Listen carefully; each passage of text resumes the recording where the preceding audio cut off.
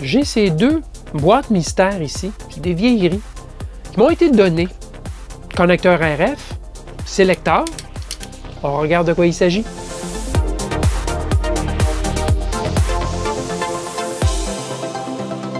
Bidouilleur, bidouilleuse, salut.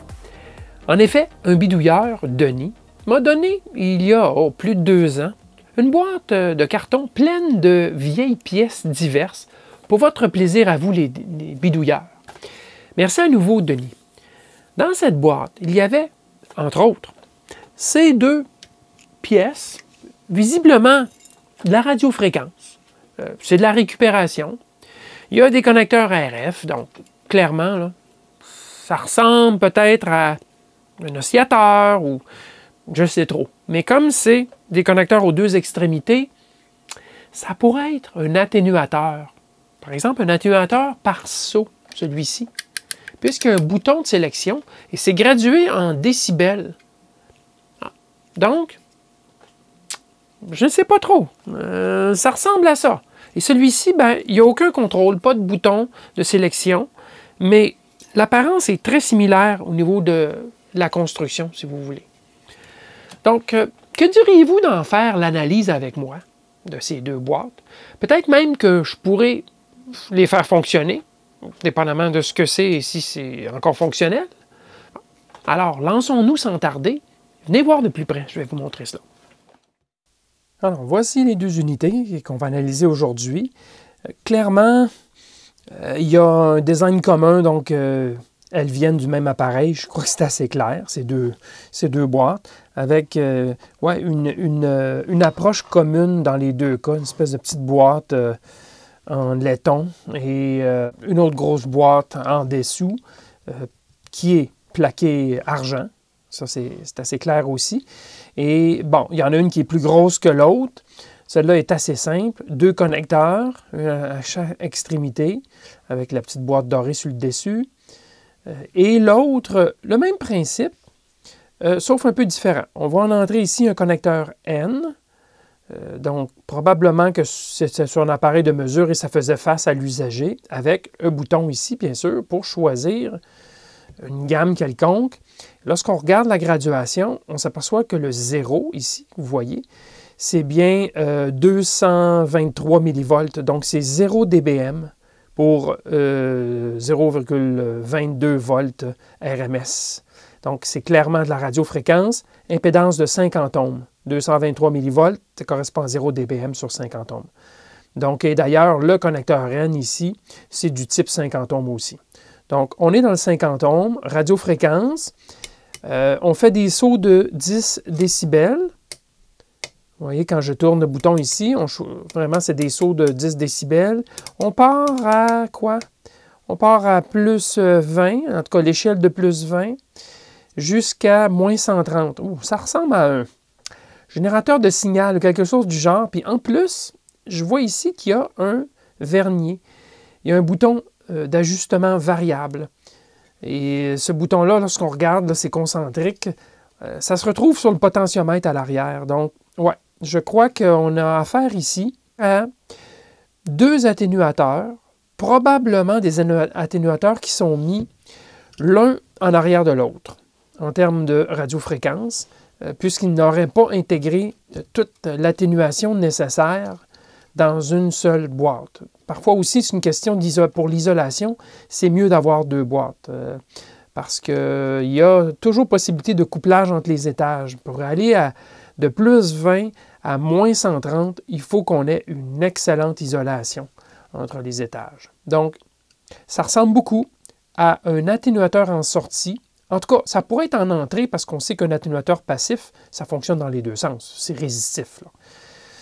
Mais à mon avis, là, compte tenu qu'il y a des sauts fixes gradués en tension, pas juste en atténuation, en décibels, et qu'il y a un ajustement variable à l'avant, ça ressemble beaucoup à un générateur de signal. Et ça serait les atténuateurs en sortie d'un générateur de signal radiofréquence. Moi, c'est ma théorie, puis en tout cas, je crois que c'est la bonne. Alors, pourquoi il y a une boîte séparée ici? On va le voir tantôt. Il y a des condensateurs. Alors, c'est bon de vous le montrer. Ça, ici, on appelle ça un condensateur C'est en fait un passage de tension CC avec un condensateur qui joue le rôle de filtrage ou qui empêche aux radiofréquences de sortir. Donc, c'est vraiment un passage en CC, mais filtré. En anglais, on va appeler ça un condensateur feed-through. Donc, feed-through, ça veut dire qu'il passe à travers. Feed-through capacitor. Alors, vous allez voir ça beaucoup sur les appareils radiofréquences, beaucoup plus qu'ailleurs. Bon, alors, c'est certain qu'on va l'ouvrir. Ne vous soyez pas inquiets. À l'arrière, on a toute une série d'interrupteurs. C'est un interrupteur rotatif à plusieurs étages. Et donc, visiblement, ce qu'on fait ici, c'est qu'on se trouve, par le choix ici de l'atténuation, on se trouve à envoyer différentes tensions CC à l'atténuateur ici et à celui-ci aussi, puisque je les ai détachés. Ils étaient attachés ensemble. Vous voyez, le fil noir, il est identique. Alors, les deux banques étaient attachées ensemble.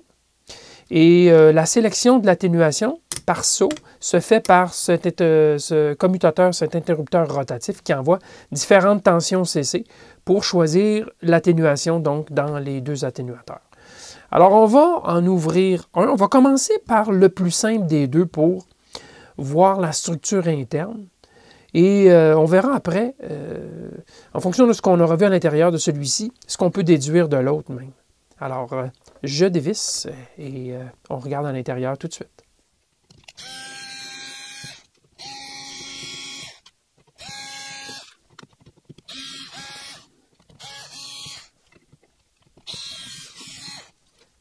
Alors, nous y sommes.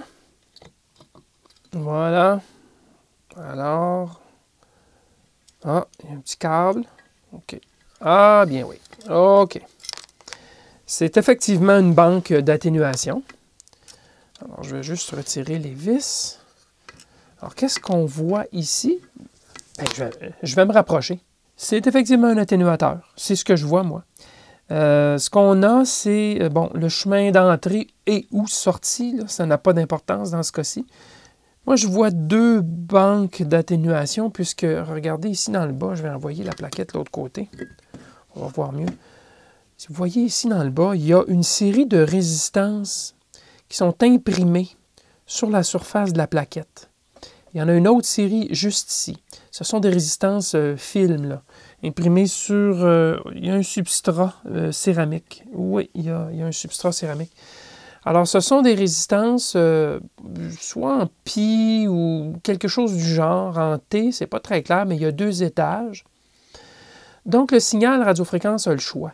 Disons que ce qui arrive ici à gauche, il y a le choix entre prendre ce chemin ici, puis aller à un étage d'atténuation, retourner ici, ou prendre ce chemin ici et aller directement à l'étage suivant. Donc, prendre ce chemin ici, là, ou prendre ce chemin ici et ressortir. Donc, on a des relais qui vont donner deux chemins. Et visiblement, vous allez comprendre pourquoi, il faut absolument énergiser, donc il faut mettre sous tension cet atténuateur. Qu'on soit en mode direct ou en mode atténué, il faut faire passer du courant dans cet atténuateur pour sélectionner la fonction. Pourquoi? Bon. Alors, ce qu'on voit ici, vous regardez là, le signal entre dans cette bobine, visiblement. On voit que c'est une bobine qui est énergisée par les signaux en courant continu qui arrivent des fils. Et le signal ressort ici. Donc, il passe à travers carrément ce relais. Et même chose pour tous les autres. Alors, à première vue, ça me semble être des relais de type Reed, R-E-E-D, des relais Reed.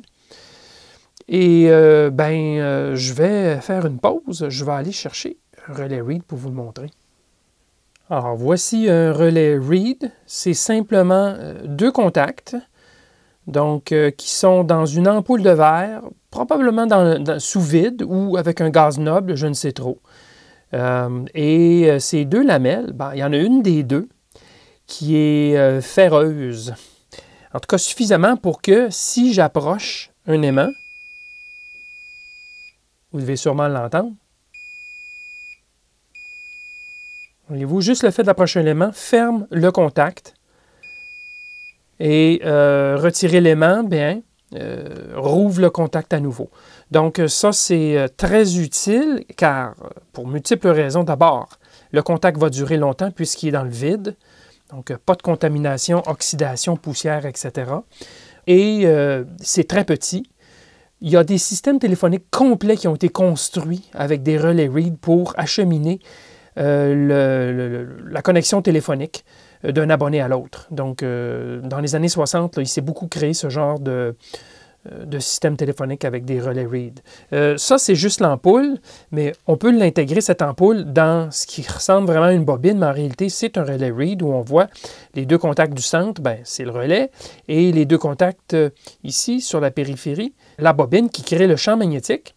Donc, lorsqu'on applique la tension ou le courant sur la bobine, ben, le contact se ferme sur le relais Reed. Donc, on voit ça, mais c'est plus difficile à localiser. Hein? Vous avez peut-être pas l'œil pour localiser ce genre de choses, mais dites-vous que les contacts de porte ou de fenêtre, là, de système d'alarme, sont souvent conçus avec des relais Reed. Il y en a un, c'est un aimant, et l'autre, c'est l'ampoule de relais à l'intérieur.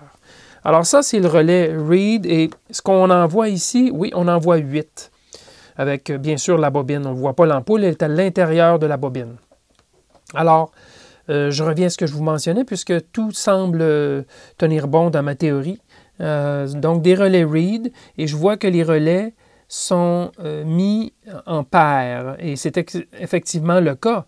Soit qu'on passe ici, dans ce chemin, soit qu'on passe dans l'autre chemin. Donc, il est logique que les deux bobines ici soient activées en même temps et celle-ci aussi. Maintenant, elles sont en série, donc probablement que pour eux, c'était plus simple d'appliquer une certaine tension plus élevée et avoir les deux en série que de les alimenter en parallèle. Donc, on a notre atténuateur. Les résistances, bien difficiles à savoir, il faudrait sonder, mais c'est assez fragile sur de la céramique comme ça, donc je ne vous dis pas là, que je vais aller sonder parce que j'ai un petit peu peur de les endommager. Alors, je ne sais trop si cet atténuateur fonctionne bien. Regardez l'indice ici. 80 dB Aten. C'est un atténuateur de 80 décibels. Et donc, je m'attendrais à avoir 40 et 40. Donc, pour un total de 80. Plus le 130, là, on va le chercher avec cette boîte-ci. L'autre boîte qui, elle, aura probablement une résolution beaucoup plus faible. On verra. Est-ce qu'il y a des résolutions de 1 décibel, 2 décibels, 4 décibels? Je ne sais trop. Le vernier, là, sur l'autre boîte, est-ce que c'était purement analogique ou ça sélectionnait aussi des atténuateurs à l'interne? Il est possible que le 50 décibels vienne de l'autre boîte avec un 10, puis 2,20 par exemple. C'est peut-être ce qu'on va voir. On va l'ouvrir, c'est certain. Alors, bon, je constate aussi que, et à ma grande surprise, il n'y a pas de muret de séparation entre les deux étages. 80 décibels, c'est beaucoup d'atténuation, et ça me surprend qu'il n'ait pas pensé à mettre une division métallique entre les deux pour éviter le couplage entre les deux étages. Ils ont donc jugé que l'espace, ici, était suffisant, et l'espace entre les relais Reed était suffisant pour obtenir leurs 80 décibels. Alors, est-ce que ce circuit fonctionne en très haute fréquence? Je ne crois pas. À mon avis, ça serait en bas de 100 MHz. À mon humble avis, ce générateur de signal devait dater des années peut-être 60, quelque chose du genre. Mais je crois que c'est assez clair comment ce circuit fonctionne. Et bien sûr, on va tenter de le faire fonctionner. Alors, si vous vous posez la question, quelle est la petite boîte dorée ici, qui semble être en laiton, je pense que c'est l'alimentation commune, tout simplement. Donc, on amène peut-être, je ne sais pas, 12 volts ou 18 volts, 20 volts, aucune idée. Et c'est simplement un bloc de filtrage LC pour éliminer tout bruit qui arrive. Et regardez l'autre extrémité de la boîte, c'est à l'intérieur, à travers un autre condensateur feed-through, donc de passage. Là, l'alimentation s'en va, donc entre dans la boîte, ici, sort par le dessous, ici, et vient alimenter notre petit circuit qui, lui, est composé de plusieurs transistors, probablement des ponts en H ou quelque chose du genre. pour opérer les relais read, donc les bobines. Et pour les signaux de contrôle, ben, on a là aussi une espèce de passage à travers un tuyau, puisque c'est ici que l'atténuation de 40 ou 80, je ne sais pas si c'était commuté en même temps ou séparément. Au total, il y a 3 fils, donc ça serait possible que ce soit alimentation, masse et signal. Je ne saurais trop vous le dire, mais il y a quand même les 2 banques ici qui sont séparées par leur filage. Et il y a plusieurs transistors. Donc, il est fort à parier que ce sont 2 banques qui sont sélectionnables séparément l'une de l'autre. Bon, une autre caractéristique qu'on peut noter, c'est, regardez ici, le joint d'étanchéité radiofréquence. C'est en fait un grillage, hein, une tresse qui est appliquée et qui dépasse un petit peu du rebord. Moi, j'y touche carrément et par compression, bien sûr, ça s'écrase, mais je peux passer et je ressens définitivement la tresse. Donc, le joint, et lorsqu'on applique le couvercle, qui lui est à plat, il n'y a rien d'autre. Lorsqu'on l'applique par-dessus, ben, on scelle l'unité. Et quand je vous dis 80 décibels, c'est assez important qu'on ait une bonne isolation entre l'entrée et la sortie, qu'il n'y a pas de couplage ou de fuite. Bien sûr, ben, on en a un bon exemple ici du joint qu'ils ont appliqué sur l'unité. Alors, est-ce qu'il y a autre chose à constater dans cette boîte? Non, je dirais que c'est assez simple puisque c'est linéaire, cette chose, et c'est bien sûr résistif, purement résistif. L'électronique, ce n'est que pour actionner les bobines. Et la descente du signal, ou des signaux, puisqu'il y a 2 signaux, on voit bien ici, il y a 2 signaux qui descendent pour aller contrôler. Ça descend dans un tube dans lequel il semble y avoir un isolant. En tout cas, définitivement, ce n'est pas une entrée toute simple. Ça passe à travers un tube qui vient d'en haut.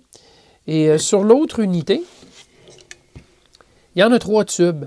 Il y a 3 banques. On se doute peut-être que je vous ai dit que c'était peut-être un 10, puis un 20 et un 20. Et les 2 autres 40. C'est un peu particulier la descente dans des tubes comme ça. Mais naturellement, c'est pour créer un effet, probablement un effet capacitif sur toute la longueur du tube, avec la masse à l'extérieur. Alors, est-ce qu'on est curieux d'ouvrir celui-ci avant d'essayer un des atténuateurs? Ouais, je vais ouvrir ce couvercle et je vous reviens. Alors, nous y voici, 6 vis plus tard. Et... oh! J'avais dit 50 décibels. Non, c'est 70. Et c'est Singer, la compagnie Singer qui a fabriqué ces atténuateurs. OK, alors qu'est-ce qu'on a ici? Petit atténuateur, grand atténuateur. 70 décibels. Laissez-moi deviner. 10 plus 20, ça fait 30 plus 40. Alors, c'est probablement 10, 20 et 40, ce qui nous mettrait à 70. Plus un autre 80 dans l'autre boîte, ça donne donc 150 décibels d'atténuation. C'est vrai, ça me fait penser. On a besoin de 150 décibels, puisque le signal le plus élevé, il était à plus 20. Regardez. Plus 20 à 2,2 volts et jusqu'à moins 130. Ça fait donc 150 décibels d'atténuation qui est nécessaire.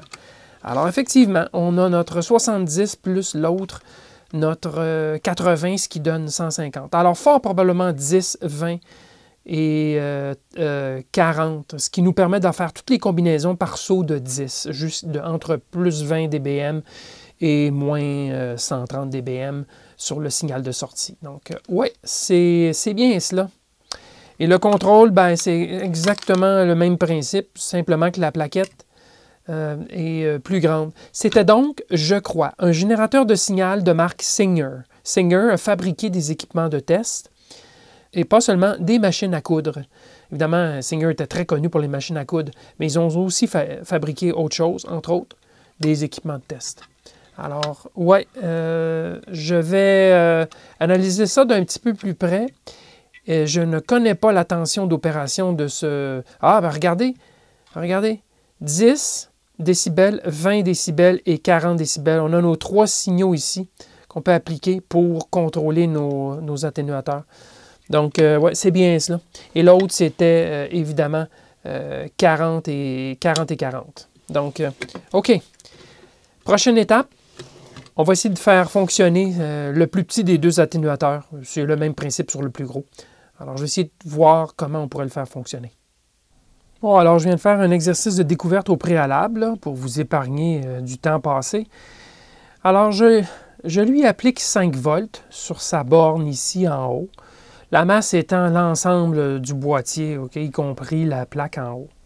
Alors, lorsque je le lui applique le 5 volts, donc je vais connecter la masse, on entend des relais opérer. Regardez bien, je vais approcher mon micro. OK, alors les relais ne sont pas tout à fait silencieux. Ils sont beaucoup plus silencieux que ce qu'on pourrait entendre d'un relais traditionnel externe. Là.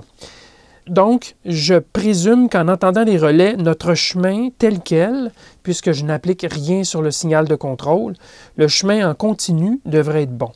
Alors, pour vérifier cela, je vais y brancher à l'entrée ici, sur un des deux connecteurs coaxiaux, je vais y brancher une borne de multimètre. Et sur l'autre, je vais y avoir la sonde. Et je vais faire des mesures de continuité en ohms. Alors, je suis prêt pour faire des mesures. Mon montage est alimenté, vous avez entendu les relais, donc on s'attendrait présentement, sans appliquer de signal sur le fil de contrôle, on s'attendrait à ce que la continuité soit bonne du côté du through, donc du chemin direct sans passer par l'atténuateur. Ce que je vais vérifier tout de suite en touchant à la sortie. Et oui, comme de fait, on a 1,7 ohms. Donc les relais ici fonctionnent bien. Et si je commute ici, mon 1,7 se transforme en circuit ouvert. Et si je relâche, donc 2 ohms, c'est parfait. Donc notre chemin est bon lorsque l'atténuateur n'est pas mis en ligne, si vous voulez. Les 4 relais read fonctionnent bien pour faire la connexion directe. Maintenant, je vais brancher, donc je vais commuter le signal en mettant à la masse le signal de contrôle, le fil de contrôle. Voilà. Alors là, notre connexion ici ne devrait plus être bonne. Maintenant, on devrait passer à travers les relais ici pour l'atténuation. Mais malheureusement, si je touche ici, puisque je l'ai fait juste avant de filmer, il y a circuit ouvert. Alors, je vais remonter la chaîne, je vais repartir d'ici, je vais regarder au premier étage ici, avant les résistances, continuité, après les résistances, 98 ohms. Donc, il y a une résistance ici, définitivement, ça semble correct. Je m'en vais au chemin suivant qui passe ici par le centre, qui va sur le relais suivant. 99,9 ohms, parfait. Je m'en viens ici à la sortie de l'autre banque de résistance. J'ai toujours une résistance 100 ohms à partir de la connexion que j'ai faite ici. En entrée, j'ai 100 ohms jusqu'ici. Mais ici, je n'ai plus rien.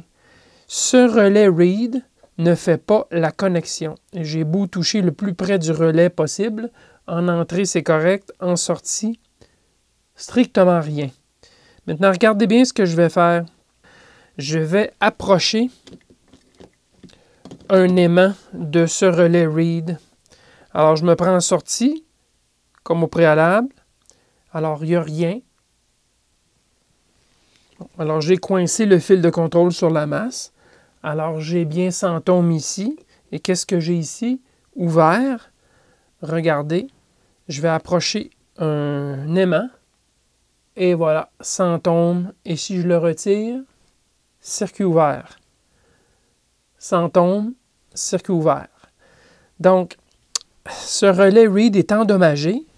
La bobine est bonne puisque ces deux relais sont en série l'un avec l'autre. Et si la bobine était ouverte, celui-ci ne commuterait pas en fonction, mais il commute en fonction. Donc, malgré qu'il y ait champ magnétique de produit par la bobine, le relais read, la cartouche à l'intérieur, l'ampoule, ne ferme pas juste avec le champ magnétique produit par la bobine. Il faut lui mettre un champ beaucoup plus fort pour que le contact se ferme. Alors, j'ai augmenté la tension pour vérifier. Peut-être que le courant est insuffisant dans la bobine. Là, présentement, je lui fais passer 5 volts et tous les relais reads fonctionnent bien. Mais je l'ai monté jusqu'à 10 et 12 volts. Et non, rien, toujours pas de contact. Je peux le refaire à nouveau pour vous le redémontrer.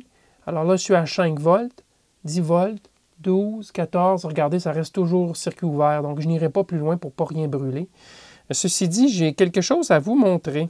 Vous allez comprendre, comme moi, je viens tout juste de comprendre, pourquoi il y a ces tubes ici qui sont longs, là. À quoi ça sert? Lorsque j'actionne le signal de contrôle pour opérer les relais, regardez juste ici. Je ne sais pas si vous allez bien le voir. Je vais augmenter la tension temporairement. Hop! Avez-vous vu? Regardez, il y a une ampoule. Il y a de l'éclairage. Là, je vais rebaisser. Là. Alors, c'est un couplage optique entre le signal de contrôle externe et la plaquette à l'intérieur. C'est donc une ampoule avec une cellule photosensible probablement juste ici. Et donc, ils n'ont pas à filtrer tous les signaux de contrôle qui vont jusqu'à l'intérieur. C'est un couplage optique. Ils n'ont qu'à filtrer l'alimentation. Ce qu'ils ont fait. On n'en découvre plus. Vous voyez, plus on regarde, plus on découvre des choses sur le circuit en question. Alors voilà, malheureusement, ce relais read est défectueux. Alors ce que je pourrais faire, c'est peut-être récupérer un relais ici. L'enlever et le poser ici, tout simplement. Vous allez me dire, pourquoi est-ce qu'il y a 4 relais du côté conduction directe, alors qu'en réalité, on aurait besoin même d'un seul relais pour ouvrir le circuit lorsqu'on passe à ce côté-ci. Ce qu'ils ont voulu faire, c'est insérer l'atténuation équivalente des 4 relais, qu'on soit en chemin direct ou en chemin atténué, de sorte que on aura exactement la même atténuation, ou en tout cas très très près, puisqu'il y a 4 relais dans ce chemin et il y a 4 relais dans ce chemin. Et la seule différence sera les résistances très justes ici, qui permettent de faire l'atténuation du 40 décibels. Et l'atténuation d'insertion de la boîte, lors de l'étalonnage du générateur, c'est pris en ligne de compte, tout simplement. Mais pour fin de récupération, de sauvegarde de cet appareil, en effet, je pourrais probablement retirer ces 2 relais, ou en tout cas en retirer un, mettre une résistance équivalente. J'ai mesuré 73 ohms sur la bobine. Alors, je pourrais mettre une résistance pour remplacer ce relais-ci et le transférer ici pour récupérer donc la fonctionnalité de ce relais. Alors, voilà, ça c'est très intéressant comme construction. L'attention du détail, toujours dans les relais, bien sûr. Voilà. Construction des années 60, 70 maximum, probablement fin des années 60, quelque chose du genre. Quand même bien construit, avec des connecteurs TNC, non pas BNC. Donc, ça c'est un peu agaçant, mais on sait que les 4 trous ici, l'espacement, est tout à fait identique à un connecteur BNC. Alors, je vais peut-être remplacer, si je répare l'atténuateur, remplacer ces 2 connecteurs par des connecteurs BNC plutôt que du TNC parce qu'il faudrait que j'utilise des adaptateurs, ce qui est un peu agaçant d'avoir des adaptateurs en permanence là-dessus. Donc voilà. Et l'autre boîte, on peut regarder à l'intérieur, mais on a vu ce que c'était. C'est 3 étages, tout simplement, du même principe. 3 étages avec leur atténuation et les relais read équivalents pour le chemin direct, pour maintenir le même genre d'impédance et le même genre d'atténuation d'insertion. Alors, le petit atténuateur, celui de 80 décibels, on sait qu'il est en trouble, mais pas celui-là. En tout cas, il ne semble pas. Alors, pourquoi pas vérifier son atténuation pour voir s'il fonctionne ou pas. Alors, j'ai le contrôle ici. Donc, mon Nano VNA, l'analyseur de réseau vectoriel, est branché sur l'atténuateur. Et donc, je vais vérifier en décibels l'insertion de l'atténuateur. Donc, ça devrait faire des sauts de 10 décibels entre 0 et 70, puisque c'est un atténuateur de 70 décibels. Alors, je vais me repositionner pour que vous voyez mieux l'écran. Bon, j'ai quand même tamisé la lumière. Alors, on voit qu'on a notre 0 ici, le petit triangle à gauche. Alors, c'est notre référence 0 et la ligne est sur le 0 tel quel. Alors là, je suis en position 0 décibels d'atténuation, bien sûr. Alors, si j'augmente, je mets une atténuation de 10 décibels, la ligne devrait tomber, et oui, c'est la deuxième. Donc, on a 10 décibels par division. Et là, je balaie entre 1 MHz et 500 MHz. Donc, ça donne quand même une idée. On voit que plus haut en fréquence, ça commence un petit peu à se détériorer l'atténuation. Ce n'est plus tout à fait aussi plat. Mais on devine que l'instrument fonctionnait là, certainement entre 0 et 100 ou 150 ou quelque chose du genre, parce qu'il y a un petit peu de détérioration. Alors, je continue. Je mets 20 décibels plutôt que 10. Et oui, c'est bon, ça continue. 20, 30 décibels d'atténuation, 40, c'est très bien, 50. Ouais, là, on voit là, que c'est l'analyseur de réseau vectoriel. Là, on s'en vient dans le bruit de l'analyseur lui-même. On a atteint son plancher de bruit à haute fréquence. Alors, je continue, je vais y envoler pour un autre 60. Vous voyez qu'on est encore à 60 quand même jusqu'à quoi? 200 MHz, 300 MHz et finalement 70. Oui, on est sur la ligne du bas. Donc, il fonctionne bien de 0 à 70. Alors, évidemment, là, pour caractériser en fréquence, il faudrait faire des plus belles mesures. Il faudrait regarder aussi les réflexions envoyées par l'atténuateur. Mais on voit bien qu'il fonctionne correctement, là, vite fait. Là. Je vous avais dit une cellule photosensible pour détecter la lumière qui passe dans le tube. Non, non, non. Un phototransistor, rien de moins. Rien de moins. On n'arrête pas le progrès. Ça ne doit pas être donné, ce petit transistor-là. Eh bien, si vous êtes curieux de voir comment c'est monté à l'intérieur de façon plus précise, 15 vis plus tard et 2 fils coupés, je suis arrivé à la plaque et c'est une plaquette de circuit imprimé qui est montée sur une plaque de cuivre étamée et chacun des relais Reed est soudé en dessous. Donc, ça va prendre beaucoup de chaleur si je veux réussir à dessouder un des relais Reed. Bien honnêtement, je crois que ça serait destructif comme travail. Regardez la petite soudure très fine ici. Donc, ça, c'est monté pour être fait une fois, mais pas réparé. Définitivement pas. Mais quand même, ça nous donne une idée. Et pour bien compléter mon travail exploratoire d'observation, je suis allé sur Internet et j'ai fait des recherches pour générateur de signal Singer. Et j'ai trouvé ce générateur de signal. Et je me suis concentré sur la partie atténuateur-sélecteur ici. Et quand j'ai regardé de plus près, j'ai vu ce module ici. Ça vous dit quelque chose? Regardez l'axe vertical, le connecteur coaxial est un petit peu décalé par rapport à l'axe vertical de l'atténuateur. Et regardez la photo de mon atténuateur, même chose, avec le décalage en plus. Il ne manque que le bouton du vernier. Alors, j'ai trouvé, c'est effectivement un générateur de signal Singer 6201 avec des modules ici qu'on en fiche pour changer la bande. Et j'ai trouvé son manuel d'opération ainsi que les schémas. C'est effectivement un appareil qui peut fonctionner jusqu'à 512 MHz. Donc, mon estimé là, de 500 MHz là, pour l'atténuateur, j'étais dedans. On dit de 7,75 MHz à 512 MHz. Alors, ça, c'est au niveau fréquentiel. Et j'ai retrouvé le schéma de l'atténuateur 80 décibels. Alors, c'est exactement ce que je croyais. Il y a effectivement du filtrage et l'alimentation, c'est 6 volts. Moi, j'ai mis 5. Je trouvais qu'il fonctionnait bien à 5. C'est 6 volts et c'est filtré par tout un filtrage LC en T, comme vous voyez. Là.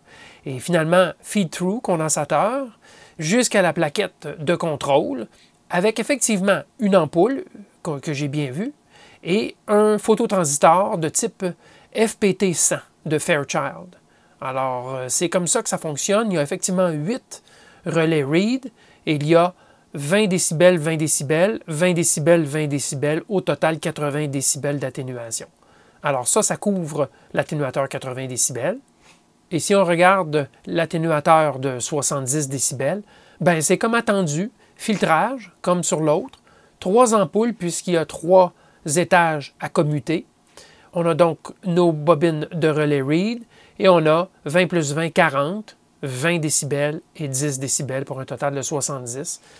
Même principe de fonctionnement et bien sûr, les commutateurs à plusieurs étages pour envoyer les bons signaux en fonction du bouton rotatif. Alors, le travail d'investigation est complété. Bien, franchement, ne croyez pas retrouver de quel appareil cet atténuateur a été extrait. Mais le fait que ça provenait d'un appareil de marque Singer, ça a quand même réduit beaucoup les possibilités compte tenu du peu de modèles fabriqués par la compagnie Singer. Singer, c'était pas HP, pas aussi prolifique en tout cas, ça c'est certain. Et en passant, le manuel que je vous ai rapidement montré, ça montre l'année 1974 dans les spécifications. Un peu plus récent que je croyais quand même. J'aurais dit la fin des années 60. Bon, c'est quand même 5 ans plus récent.